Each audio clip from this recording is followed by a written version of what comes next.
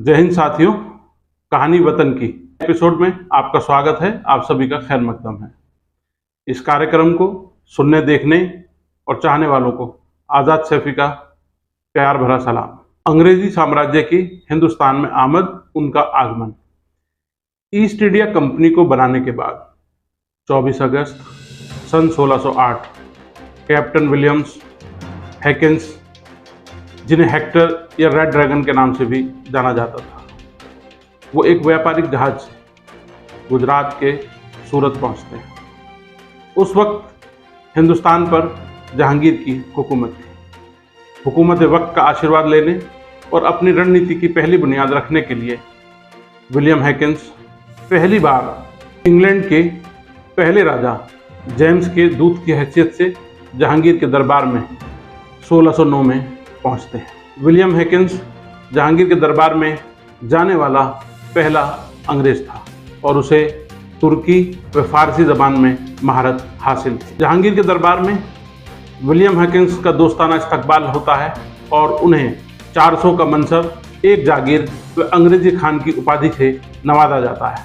William हैकिंस ने जहांगीर से सूरत में बसने की इजाज़त मांगी, मगर वहाँ पहले से आबाद पुर्तगालियों को ध्यान में रखते हुए उनमें आपसी टकराव न हो, जहांगीर ने इसकी इजाज़त नहीं दी और उसके बाद सन 1611 में अंग्रेज़ों ने हिंदुस्तान पर कब्जे के लिए व्यवसाय कारोबारी कोठियों की एक सोची समझी रणनीति के तहत बुनियाद रखी। सन 1611 में कैप्टन मिडल्टन सूरत के नज़दीक स्थित स्वाली पहुंचते हैं और वहां उस वक्त के मुगल गवर्नर से स्वाली में कारोबार करने की इजाज़त पाने में कामयाब हो जाते हैं।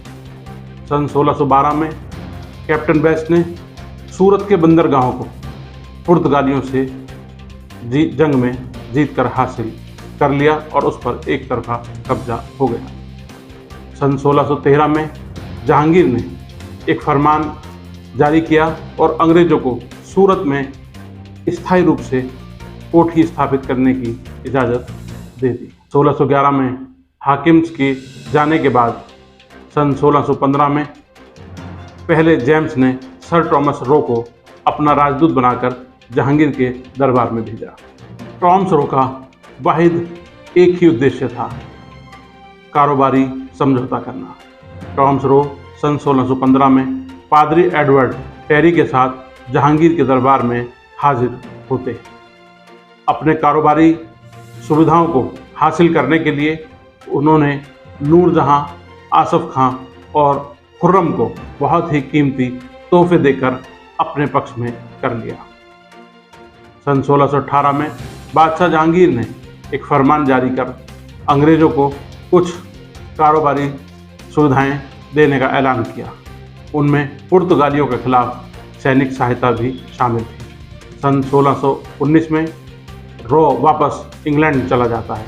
इसके बाद अंग्रेज़ों ने भरूच, अहमदाबाद, आगरा, अजमेर में कारोबारी कोठियां स्थापित कर लीं। इन सभी कोठियों को सूरत के अध्यक्ष के अधीन रखा गया। अंग्रेजों द्वारा भारत में कोठियों की स्थापना के पीछे का क्या मकसद था? भारत में आने के बाद अंग्रेजों का सबसे पहला लक्ष्य भारत में कारोबार के रास्ते कोठियों को खोलना था। उन्होंने सन 1611 में दक्षिण पूर्वी समुद्र तट पर मुसलीपट्टम में सबसे पहले एक टेम्परेरी कारोबारी कोठी की स्थापना बुनियाद रखी। सन 1613 में सूरत में अंग्रेज़ों ने पहले परमानेंट कारोबारी कोठी खोली। यहीं से अंग्रेज़ों ने पूरे भारत में कारोबार को फैलाना शुरू कर दिया। यहीं से अंग्रेज़ों ने पूरे भारत पर एक सोची समझी रणनीति के तहत कारोबार के माध्यम से कब्जे की बुनियाद रख दी। सन 1639 में फ्रांसीसी डे ने चंद्रागिरी के राजा से कुछ बस्तियों को पट्टे पर लेकर एक कारखाने की बुनियाद रखी। साथ ही इस कारखाने की किलेबंदी भी की गई। उसे फोर्ट सेंट जॉर्ज नाम दिया गया। इस जगह को बाद में मद्रास नाम दिया गया और मद्रास नगर का संस्थापक भी फ्रांसीसी डे को माना जाता है। पूर्वी भारत में अंग्रेज़ों ने अपना सबसे पहला कारखाना सन 1633 में उड़ीसा में खोला था। सन 1651 में बंगाल में कारोबार को फैलाने के उद्देश्य से हुगली में भी एक कोठी खोली गई। हुगली के बाद कासिम बाजार, पटना और राजमहल में अंग्रेजों ने व्यापारिक कोठियों को बनाने का काम बहुत तेजी से शुरू किया। सन 1661 में इंग्लैंड के पहले सम्राट की शादी पुर्तगाल की राजकुमारी कैथरीन के साथ होने पर चार्ल्स को बम्बई तोहफे के रूप में दी गई।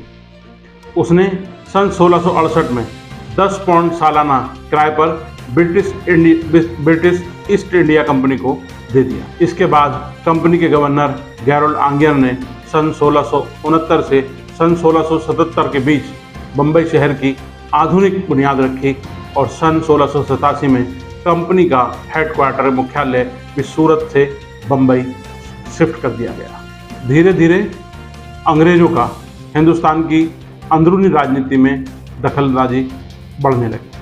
सन 1661 में पहले चार्ल्स ने कंपनी को एक नया फरमान जारी किया, जिसके आधार पर कंपनी को सिक्के मुद्रा ढालने का काम दिया गया। न्याय करने व गैर ईसाई राज्यों के साथ समझौते करने का अधिकार भी कंपनी को मिल गया। धीरे धीरे अंग्रेजों ने मुगल सियासत के अंदर अपनी दखलंदाजी करनी शुरू कर दी। सन 1686 में अंग्रेजों ने हुगली में लूटपाट की, जिसके कारण अंग्रेजों और औरंगजेब के बीच में पहला संघर्ष हुआ, जिसके कारण अंग्रेजों और औरंगजेब के बीच में पहली लड़ाई शुरू हुई। इसके बाद सन 1688 में अंग्रेज गवर्नर सर जॉन चाइल्ड ने पश्चिमी तट के मुगल बंदरगाहों पर डेरा डालना शुरू कर दिया और हज यात्रियों के साथ लूटपाट की गई। औरंगजेब को जब ये खबर मिली तो उसने अंग्रेजों को भारत से निकालने का फरमान जारी कर दिया और पटना के कासिम बाजार, मूसलीपट्टनम, विशाखापट्टनम तथा सूरत की कोठियों को अंग्रेजों से छीन लिया गया। ये देखकर अंग्रेजों ने औरंगजेब से माफ़ी मांगी। औरंगजेब ने उस वक्त 1.5 लाख रुपया मुआवजे के बदले उनको कारोबार करने के तमाम अख्तियारात दे दिए। सन 1691 में बंगाल के नवाब इब्राहिम खान ने एक फरमान जारी किया कि बंगाल में 3000 रुपये सालाना देकर कंपनी को सीमा टैक्स के मामले में छूट दे दी गई। सन 1698 में कंपनी ने 3 गांव सूतानती, कालीकाता तथा गोविंदपुर की जमींदारी केवल 12,000 रुपये देकर हासिल कर ली। इन्हीं 3 गांवों का जो क्षेत्रफल था उसी में कलकत्ता नगर की बुनियाद रखी गई, जिसकी बुनियाद जॉब कार्नाक के प्रयासों से हुई। सन 1690 में सूतानती में एक कोठी स्थापित की गई और 1697 में उसका नाम फोर्ट विलियम रखा गया और सर चार्ल्स आयर इसके पहले अध्यक्ष बनाए गए। औरंगजेब की मौत के बाद कंपनी ने सन 1715 में जॉन सरमन की अध्यक्षता में एक डेलीगेशन किया। इस डेलीगेशन का मकसद मुगल साम्राज्य में कारोबारी ताकत हासिल करना और कलकत्ता के आसपास 38 गांवों को हासिल करने का मकसद था। इस मंडल में कंपनी के एक बहुत काबिल डॉक्टर विलियम हैमिल्टन को भी रखा गया। इसने सम्राट फरुखसियर को एक घातक फोड़े से उनके इलाज में मदद की। इससे खुश होकर सन 1717 में फरुखसियर ने कंपनी को एक हुक्म जारी करते हुए कुछ सुविधाएं देने का काम किया, जिनमें बंगाल में कंपनी को 3000 रुपये सालाना कर के साथ कारोबार करने का अधिकार हासिल हो गया। उसके बाद कलकत्ता और मद्रास के कुछ गांव भी तोहफे के रूप में दे दिए गए।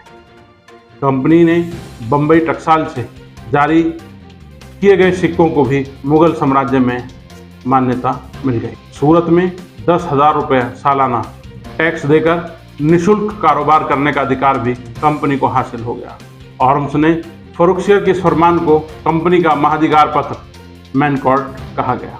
सितंबर महीना सन 1599 में लंदन में कुछ कारोबारियों ने लॉर्ड मेयर की अध्यक्षता में एक मीटिंग का आयोजन किया। इसमें पूर्वी द्वीप समूह के साथ कारोबार करने की योजनाएं बनाई गईं और उन योजनाओं को अमली जामा पहनाने के लिए व्यापारियों ने एक कंपनी का गठन किया और इस कंपनी का नाम गवर्नर एंड कंपनी और merchants of London trading into the east industries रखा गया। इसमें कुल 217 कारोबारी शामिल थे। 31 दिसंबर सन 1600 को ब्रिटेन की महारानी एलिजाबेथ ने शाही फरमान जारी करते हुए 15 साल के लिए पूर्वी देशों से कारोबार करने की इजाज़त दे दी। इस फरमान को चार्टर अधिनियम कहा गया। कंपनी और उसके कारोबार की देखरेख के लिए एक 26 सदस्य कोर्ट ऑफ डायरेक्टर अथवा निदेशक मंडल के बनाने का काम किया गया तथा कंपनी का पहला गवर्नर टॉमस स्मिथ को बनाया गया। इस फरमान के जारी होने के बाद अंग्रेजी साम्राज्य ने ईस्ट इंडिया कंपनी के रूप में हिंदुस्तान की सरजमीन पर पैर फैलाने शुरू कर दिए। इस फरमान की बदौलत ईस्ट इंडिया कंपनी को 5% के निश्चित सीमा शुल्क के भुगतान पर गोलकुंडा राज्य में भी कारखाने खोलने के अधिकार हासिल हो गए। इस समझौते से ईस्ट इंडिया कंपनी ने कीमती पत्थरों, कपड़ों और मसालों का एक बहुत ही फायदेमंद व्यापार करने का काम शुरू किया, जिससे उन्हें हिंदुस्तान में अपने आप को विस्तार करने में एक मजबूत कदम जमाने का रास्ता मिल गया। और इन तमाम फरमानों से इजाज़त मिलने के बाद अंग्रेज़ों ने उस कंपनी के माध्यम से हिंदुस्तान पर कब्जा करने की पूरी एक रणनीति के तहत जो वो आए थे, उन्होंने अपना अभियान जारी रखा और लगातार धीरे धीरे अपने पैर पसारते रहे, लोगों के बीच में अपनी पैठ भी बनाते रहे और लोगों को अपनी तरफ मोड़ने के लिए तमाम हथकंडों का इस्तेमाल करते रहे। अगर आप सभी को ये वीडियो पसंद आई है तो इसको लाइक कीजिएगा, कमेंट कीजिएगा, अपनी राय दीजिएगा और चैनल को सब्सक्राइब कीजिएगा। हमारे साथ जुड़ने के लिए, हमारा हौसला बढ़ाने के लिए मैं आप सबका दिल से शुक्रिया अदा करता हूँ। हमारे साथ लगातार जुड़े रहिएगा। बहुत बहुत शुक्रिया।